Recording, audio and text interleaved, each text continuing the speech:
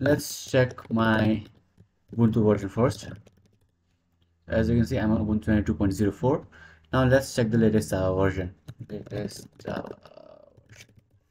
Not Java, let's type JDK version. So the latest is 21, right? So I'll go back to my terminal and let's install the latest version. So the command is apt install, but before doing that, you need to update. So make sure you update your packages first. So update using this command. Okay, I forgot the sudo here, and it will update your repositories. So once this is done, now you can install latest version, that is open JDK 21-JDK. Enter this command and it will ask if you want to continue. Hit Y and enter, and your latest JDK version, that is 21, will be installed. So after this is finished installing, I'll show you how you can run your Java code using this. So we have completed installing. Now check the Java version. As you can see, we are using JDK 21. Now I have a sample Java code here that just prints hello world.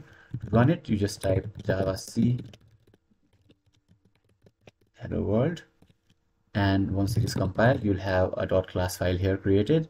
Now you just run it using Java hello world. Now this time no need to put the extension, and your application will run and your code will be executed. In my case, hello world is printed. If you have any questions, let me know in the comments below.